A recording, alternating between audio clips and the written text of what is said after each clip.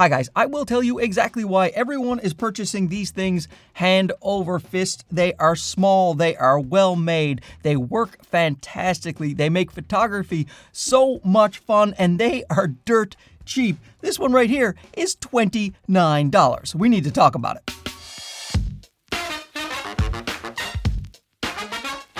I am absolutely in love with these mini flashes. I am buying every one that I can find because they're affordable, and I love trying them out and seeing which one fits me best. There's also a bigger one right here that we will talk about that has a few more features, and it's a little more expensive. It's still only $49 compared to $29 and $33 of the other guys, but crazy affordable and lots of fun. I like taking flashes around, especially for if I'm doing indoor photography or if I'm outside in the bright sun. Sometimes you want to fill in your shadows, or you want your subject to pop while you expose for the sky. You don't want to blow out your sky, but you don't want to leave your subject in shadows. Get yourself a flash. This one's actually from Godox. Some of these are from Godox and some are from Zeniko, but this is the TT350S, S for my Sony camera, and this is still a pretty compact little flash, but I don't really love taking this around in my camera bag for casual photography. Well, enter these mini flashes. I love taking these around in my camera bag for my photography. I won't take them off my cameras right now. Oh, and this video is not sponsored by these flashes. However, it is sponsored by the independent camera store Instro. They were kind enough to sponsor the video and send me a couple of the flashes that I didn't already own. So big thanks to Instro for helping me to explore these flashes and passing on the info to you fine folks. I really like having a flash with me at all times because your creative options go way up, and sometimes you just need some extra light, but I like it when I'm indoors and I can separate the subject from the background, darken the background a little bit, and make that subject pop, and I find that to be a much more interesting photo a lot of the time. And sometimes too, I want that retro look. You know, the old film cameras, they often had a flash that went with them, and you can get that same type of diner room look, you know, like the Polaroid that's on the walls of the diners. You can do that. You can overexpose your subject just a little bit, and I find it gives you that nice retro pop. A lot of street photographers also like to use a flash to spice up their photos, fill in some shadows, or have the subject pop out while keeping the background properly exposed. And because the flash also fires so quickly, you can freeze motion with these things even in dim environments. Now, these are all manual flashes, which I personally prefer. This one does have an auto mode. We'll talk about that in a second, and they will work with almost any camera that has a single pin connecting point. So pretty much 95% of the cameras out there. There are some exceptions, like the ZV-1F has just a cold shoe, so no connectors there, and it won't work with the fancy A9 III with the way that that uses flash, but just make sure that your camera is not one of the few that is excluded before you purchase one. Now, what I mean by manual flashes is that you will set the power of the flash yourself. You will set your camera settings. Now, the camera will trigger the flash, but that is all it will do for you. I like it that way. I like to be able to control my flash settings. But these are not TTL flashes, which means through the lens, where the camera will actually check the exposure and fire the flash with the power based on what it thinks the proper exposure needs to be. And of course, you have no HSS high sync speed, so make sure you check your camera's maximum flash sync speed. For example, this A6700, the max flash sync speed is 1/160, and if you go any faster than that, say 1/200, you're going to start to see black lines in your photos, and that's because the flash fires very quickly, so the entire sensor has to be open. So the front curtain goes up, exposes the sensor, and the back curtain follows it. And if you are using too fast of a shutter speed, there is at no point a full sensor exposed on this A6700 or any camera, as long as you're going over your max flash sync shutter speed, and then you will get a picture of the actual black lines, which is the shutters themselves. And in case you're wondering, the ZV-E10 Mark II, which is electronic shutter only, you can still use the flash with that, but the max flash sync speed is lower than most of the mechanical shutter cameras. It is 1/40 for the ZV-E10 Mark II. So let's specifically talk about the flashes and which one might be right for you. I will start with arguably my favorite, and that is this little Zeniko ZF-08. ZF-04. Look at the size of this thing. I wish I had something to compare it to. Look at this. This is my Apple Watch. This is the face of the Apple Watch compared to this flash. It is so tiny. I gotta put my watch over there. It's so tiny, and it fits on something like my Fuji X100VI so beautifully, because this one's in silver. You can also get it in black, but oh my goodness, look at that.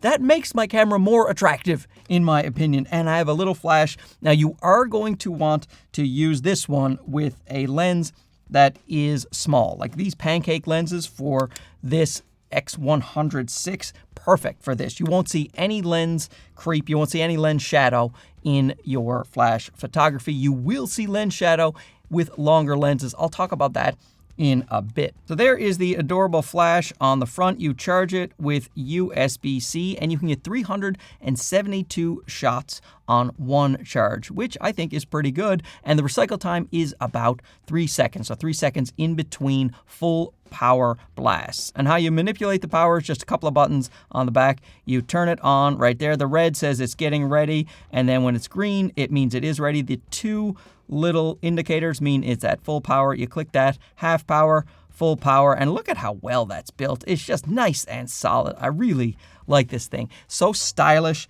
built well, works well as long as you have a small lens. This is my favorite one to carry around, $29. Also comes with a little carrying bag and a USB-C cord for charging. Next up is the other flash from Zeniko. This is the ZF-08. It's just the big brother to the ZF-04. There is the little light. You can see it's a tiny bit bigger. Looks like a little Mac Mini, a tiny Mac Mini, but this one actually has 5 levels of power. So you turn on the power there, you see the 5 red lights light up telling you it is charging, and now it's ready to go. And you can change the power from 1 to 5, so you have many more options. And of course, it is a little more powerful than the ZF-08. Now you can get 440 shots at full power with this guy, with about a 3-second recycle time as well. And because this one's a little bit bigger and the flash sits a little bit higher than the ZF-04, you will get less lens shadow in your photos depending on your lens,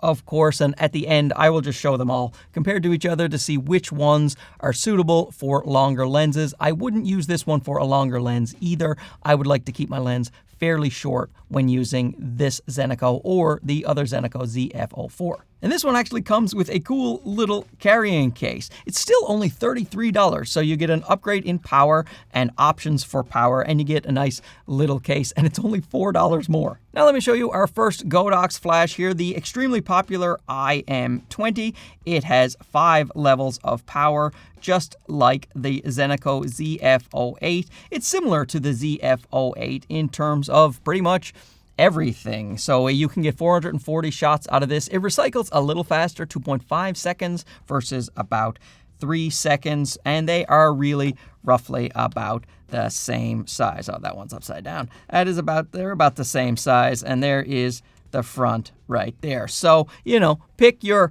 treat over here with the Godox or the Zeniko. Godox have a great name in flashes. I've always used their flashes, so I can see why people would pick the Godox over the Zeniko. However, the Zeniko look at that style. Look at that. Oh, it looks so good. Again, you can get this in all black. I think you can get the Godox in white, if I'm not wrong. So check the links to see what colors you can get. Of course, it is also charged by USB-C. It does have a big Godox label, which I kind of wish it didn't. I like when Zeniko does it, and it's just nice and clean on the side. They have branding on the top, but it's not that noticeable. And in terms of lens shadow, you definitely want a smaller, more pancake lens, just like the ZF-08. You're going to see the lens shadow with your longer lenses. Now, an antidote to that lens shadow will be this one, the IM22 by Godox. And as you can see, the flash sits much higher. You put that in your hot shoe there, and the flash is much higher, so you can have a much longer lens